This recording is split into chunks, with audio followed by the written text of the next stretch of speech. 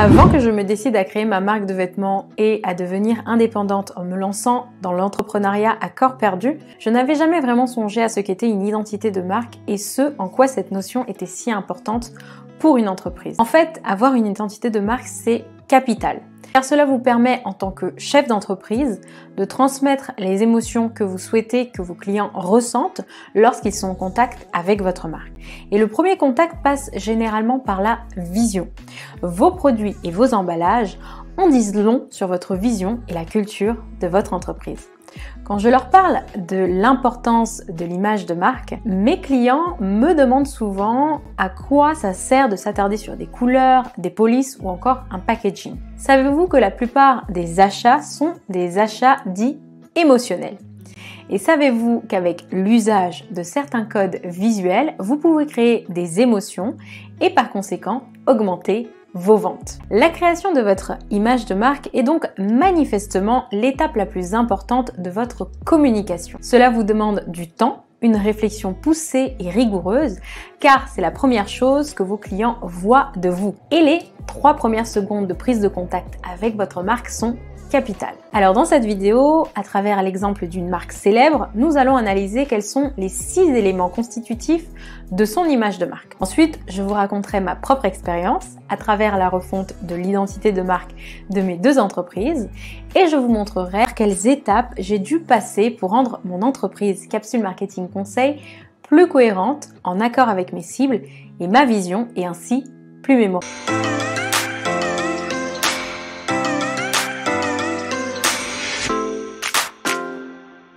Prenons l'exemple de l'entreprise Perrier. C'est une entreprise centenaire. Lorsque vous achetez une bouteille de Perrier, vous vous sentez un peu comme appartenir à une élite, n'est-ce pas? En tout cas, c'est comme ça que les dirigeants de Perrier veulent que vous vous sentiez. La bouteille est tout de même assez classe. Elle est sophistiquée et reconnaissable à sa forme particulière. Utilisons maintenant le prisme de Cap Ferrer, une méthode d'analyse qui permet de décortiquer l'image de marque et on se rend ainsi compte que le logo fait référence à l'American Dream dans sa culture d'entreprise et qui s'adresse à des clients dont la personnalité est plutôt active et branchée, mais surtout actrice de sa vie. Je vous mets justement à l'image cette étude de cas qui a été réalisée par l'agence Demeter et Kotler. Le prisme de Cap Ferrer, justement, donc, analyse ainsi l'identité de marque à travers 6 éléments constitutifs que sont tout d'abord l'aspect du produit. La marque, par exemple, avec Perrier existe depuis 150 ans. C'est seulement en 2001 que la bouteille en plastique débarque sur le marché. La forme est plutôt originale, en forme de fusée. Et la légende raconte aussi que c'est le repreneur John Harmsworth qui s'est inspiré des Indian Club, des massues indiennes qu'il utilise pour se rééduquer à la suite d'un accident de la route. Il s'est inspiré de ces massues pour créer la forme de la célèbre bouteille Perrier dans les années 1900. Ensuite, le deuxième élément constitutif de l'analyse d'une image de marque, c'est la personnalité de la marque. À travers son logo, son packaging et son marketing, qui sont tous des éléments constitutifs de son branding, la marque Perrier renvoie une personnalité jeune, sportive, dynamique et onirique. Voyons maintenant le 3e élément constitutif de l'image de marque. Ce sont les objectifs des cibles dans la vie. Au niveau de l'écosystème relationnel des clients, la marque renvoie justement un sentiment de réussite personnelle et professionnelle, mais également une notion de distinction sociale, culturelle et artistique. Passons au 3e élément constitutif de l'image de marque, c'est la culture d'entreprise. La culture d'entreprise de Perrier renvoie aux valeurs plutôt bourgeoises d'une classe sociale supérieure ou qui voudrait atteindre un statut social enviable, notamment en promouvant la notion d'American Dream. Ensuite, un autre élément constitutif de l'image de marque, c'est la personnalité qu'elle renvoie aux cibles. La bouteille de Perrier fait que les clients s'identifient à une personne positive, acteur de sa vie, raffiné, voire même cultivé. Il y a vraiment cette notion de raffinement et de statut social qui ressort dans le packaging des bouteilles de Perrier. Passons maintenant à un élément suivant qui détermine l'image de marque, c'est la sensation ressentie par les cibles. Ainsi, les clients se rattachent à l'image mentale qu'ils ont d'eux-mêmes d'appartenir à une élite ou à un groupe supérieur. Vous vous rendez donc bien compte que la manière dont les clients perçoivent la marque est capitale pour la croissance d'une entreprise. Quelle émotion voulez-vous que vos clients ressentent au sujet de votre marque? Comment voulez-vous qu'ils se sentent? Est-ce que vous voulez qu'ils se sentent valorisés, heureux, sportifs? Vous souhaitez que votre marque les fasse se sentir d'une classe sociale supérieure? Est-ce que actuellement le type de client que vous recherchez vient à vous facilement? Car votre branding peut grandement vous aider à développer votre entreprise. Selon moi, c'est l'action numéro 1 à mettre en place dans son business pour être mémorable. Je me souviens, lorsque j'ai créé ma première entreprise Mini-Camp, une boutique en ligne de vêtements faits main en tissu africain, le logo ressemblait à quelque chose comme ça. J'ai reçu la visite de mon grand frère la veille de la mise en ligne officielle de la boutique. Je ne vous dis pas comment j'étais stressée et angoissée. J'avais du mal à manger et j'avais décidé de mettre en ligne la boutique le 17 juin 2017 parce que le 7, c'est mon chiffre de cœur. Mon frère, me voyant assez stressée, m'a demandé de jeter un coup d'œil à mon site qui allait voir le jour le lendemain donc. Au début, je ne voulais vraiment pas lui montrer. Ah oui, parce qu'il faut que je vous dise aussi, moi je ne montre jamais rien à personne. C'est-à-dire que je crée des projets, je les fais toute seule dans mon coin et après, quand ça marche, je les montre aux autres personnes. J'y travaille un peu sur ce côté-là, ça c'était plus avant et je pense que j'ai quand même bien travaillé dessus ces 5 dernières années. Enfin, j'espère. Donc au final, je lui montre quand même mon site que j'avais fait sur Wix à l'époque et il voit mon logo et là, il est à la limite d'exploser de rire. En fait, j'avais dessiné mon logo moi-même et j'avais trouvé un graphiste sur un site de freelance afin qu'il recopie sur ordinateur le dessin que j'avais fait pour 50 €. Le graphiste a parfaitement bien reproduit mon logo. Mais ce que mon frère m'a fait comprendre à ce moment-là, c'est que lui, en plus, qui est directeur marketing dans un grand groupe, c'est qu'il n'y a aucune analyse qui a été faite derrière dans le but d'amener la création de ce logo. Finalement, mon logo n'avait rien de clair, rien de mémorable. C'était un logo bon marché qui ne correspondait pas du tout à ma cible. Et à ce moment-là, je me suis posé la question à moi-même. Est-ce que j'avais vraiment pris le temps d'étudier ma cible? C'est-à-dire les personnes qui sont censées acheter mes produits. Est-ce que j'avais pris le temps de savoir qui ils étaient, leur âge, leur passion et ce qu'ils aimaient faire dans la vie? Tout ça pour dire que tu ne peux pas t'adresser à quelqu'un et espérer proposer un produit ou un service à quelqu'un sans le connaître. Parce que quand tu crées une marque, la moindre des choses, c'est de t'intéresser aux personnes qui vont l'acheter et de tenter de les comprendre avant de leur proposer un truc à vendre. Pour régler ce problème et pour m'aider dans la création de ma toute jeune marque, avec mon grand frère, on a fait un deal. Il m'a proposé de me transmettre le contact d'une vraie graphiste, une alternante qui travaillait avec lui à l'époque, afin de produire un travail sérieux et carré autour de mon logo, qui est le point de départ de mon branding, avec toutes les étapes du processus que cela demande. Benchmark, création d'un brief créatif, etc. En contrepartie, je confectionne une pièce unique sur mesure en tissu africain à la personne qui s'occuperait de la refonte de mon logo. Alors, j'ai passé plusieurs jours à coudre cette pièce unique que vous pouvez voir à l'écran. Et voici ce que mon logo a donné finalement. Donc pour créer ce logo, la graphiste s'est inspirée des tissus que j'utilisais pour mes créations, mais aussi et surtout du brief créatif qu'on a fait ensemble. Avant que je vous explique ce qu'est un brief créatif et quelle est son importance dans votre processus de création ou de refonte d'identité de marque, définissons ensemble quelques termes. Tout d'abord, qu'est-ce que le mot branding veut dire? Faire du branding, c'est réaliser des actions. Le branding, c'est ce dont votre entreprise a besoin pour se faire remarquer et toucher votre audience cible. C'est la mission de votre entreprise et vos valeurs ainsi que votre logo et encore d'autres éléments comme votre site internet ou votre stratégie social media. Tous ces éléments font partie de votre branding. Passons maintenant à la signification du mot identité de marque. Votre identité de marque est la manière dont vous souhaitez être perçu. C'est votre logo, c'est votre slogan, c'est votre ton, votre style. Alors, c'est vraiment ce que vous comptez. Passons maintenant à la définition de votre image de marque. Votre image de marque, c'est la manière dont vous êtes réellement perçu par vos clients et prospects.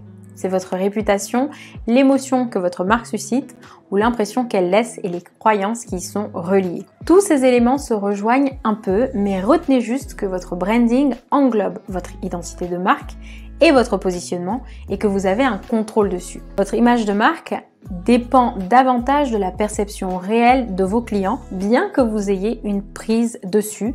Vous contrôlez moins ce facteur que la façon dont vos clients vous perçoivent peut être assez différente de l'identité que vous souhaitez renvoyer. Maintenant que ces définitions sont faites, nous allons pouvoir passer à la refonte de l'identité de marque de ma deuxième entreprise qui est Capsule Marketing Conseil et qui s'est déroulée de novembre à janvier 2022. Alors maintenant, nous allons parler de ma deuxième entreprise qui est Capsule Marketing. Oui, je passe ma vie à entreprendre et j'adore ça.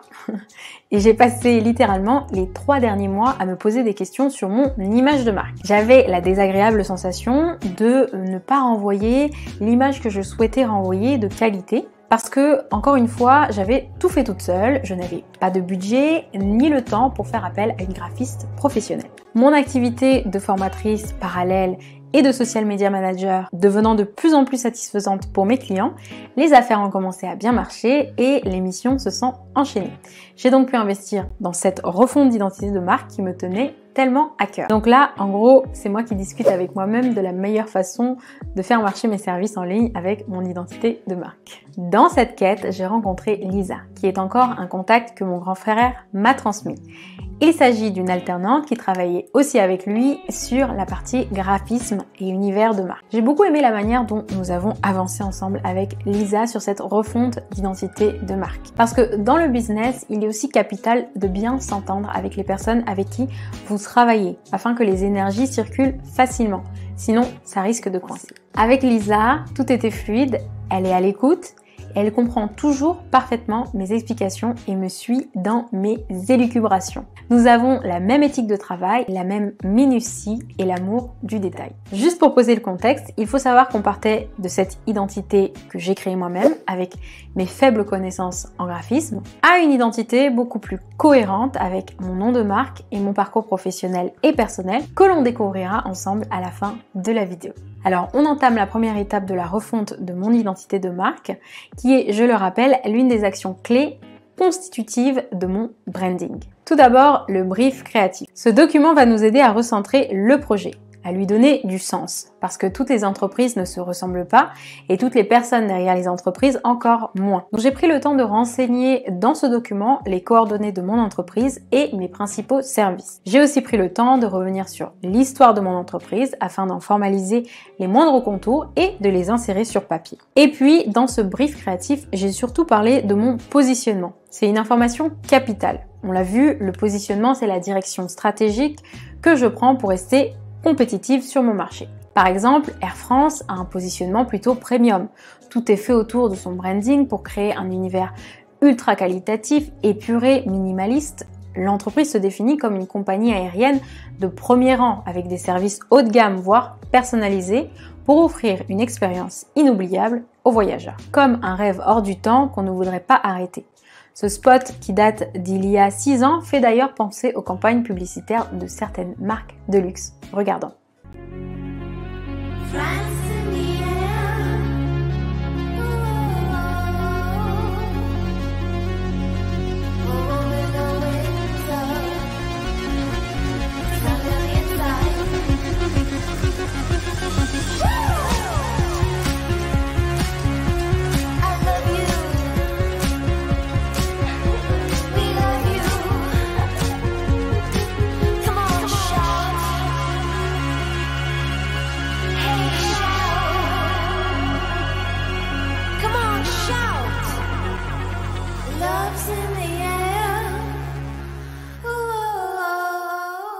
Ensuite, pour continuer mon exemple, vous allez voir que le positionnement de Corsair, lui, se tourne vers une stratégie moyenne gamme.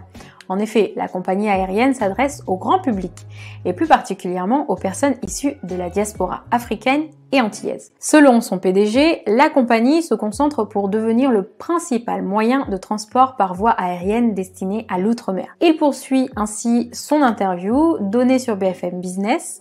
On s'était diversifié et là, on aura une grande cohérence dans notre stratégie. Il précise néanmoins que la ligne vers Abidjan en Côte d'Ivoire sera maintenue. Ce sera plus simple pour le positionnement de marque, plus simple pour l'action commerciale et je crois que c'est tout à fait cohérent avec notre nouvel actionnariat, principalement antillais, mais aussi de la Guyane ou de la Réunion. Alors, regardons justement 2 campagnes de publicité print réalisées par l'agence Australie pour Corsair qui soutiennent cette démarche stratégique. Terminons notre exemple avec le positionnement low cost de EasyJet.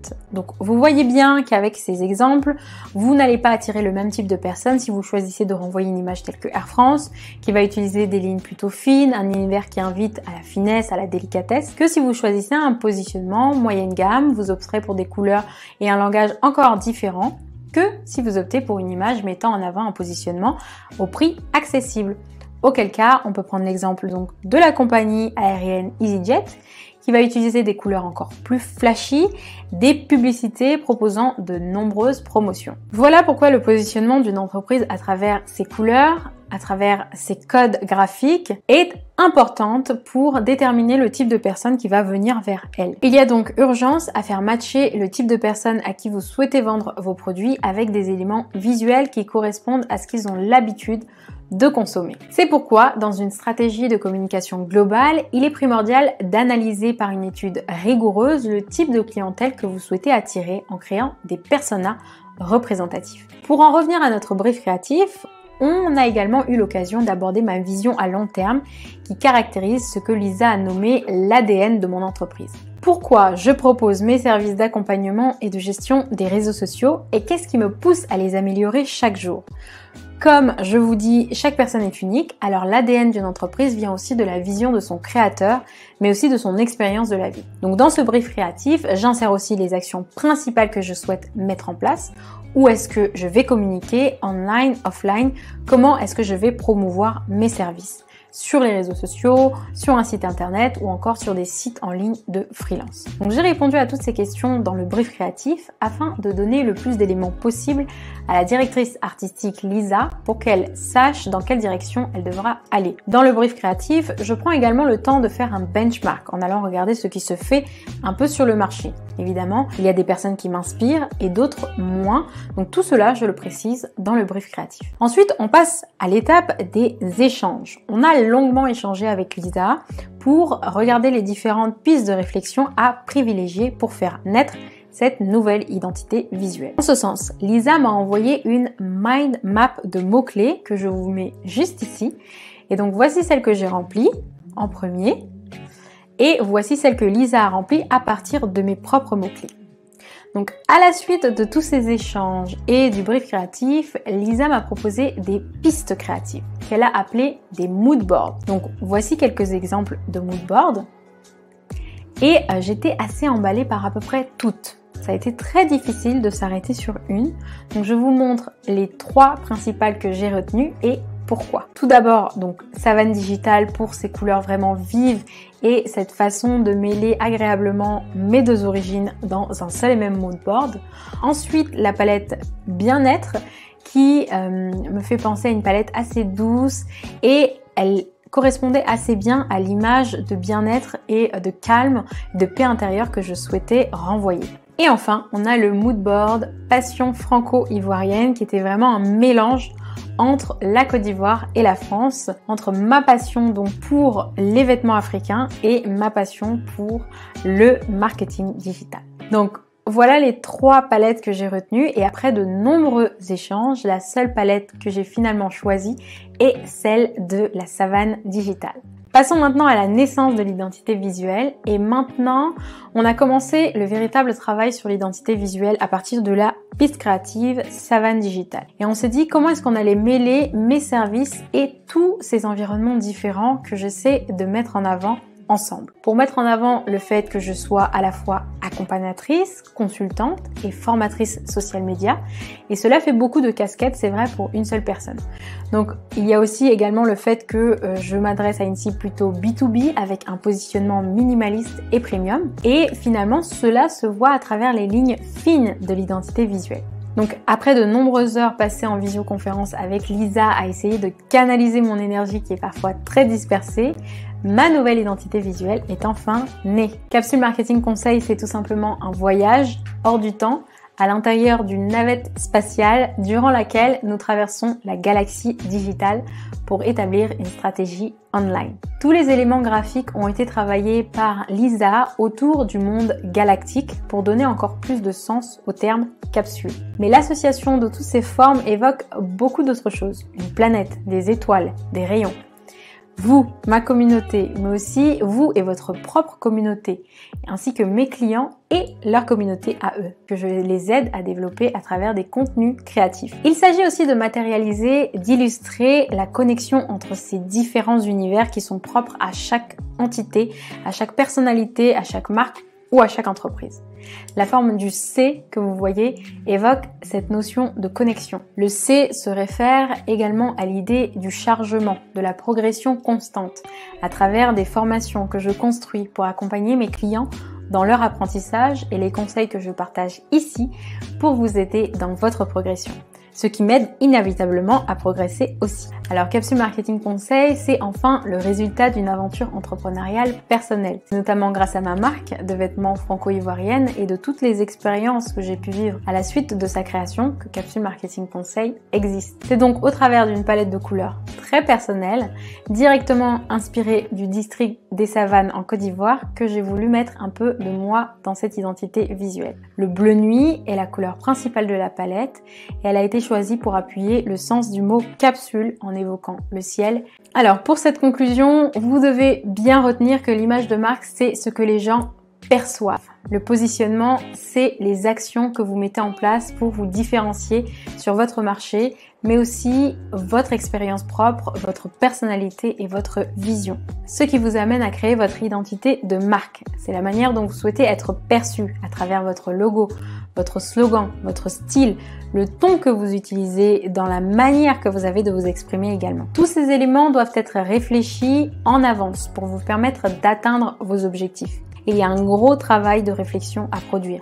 Mais si vous prenez le temps de le faire comme je l'ai fait avec Lisa, cela vous permettra d'avoir une idée plus claire de votre entreprise et de contrôler la façon dont les gens vous perçoivent à travers votre identité de marque. Cela ne veut pas dire qu'ils vous percevront exactement de cette manière, puisqu'il s'agit là plutôt de l'image de marque. Mais au moins, vous aurez un contrôle et la capacité de mettre en place une stratégie de communication cohérente sur tous vos supports de communication, ce qui est déjà un gage de professionnalisme. Merci d'avoir regardé cette vidéo, j'espère qu'elle vous aura aidé à avoir des idées plus claires quant à ce qu'est un branding, et comment est-ce que grâce à votre identité de marque qui fait partie de votre branding, en plus de vos actions de communication offline et online, vous pouvez rendre votre marque vraiment mémorable. N'hésitez pas à me contacter si vous avez besoin de précision, d'un accompagnement ou que je vous dispense d'une formation sur le sujet des réseaux sociaux, de l'image de marque et de la stratégie de communication. Je vous dis à bientôt. Ciao, ciao.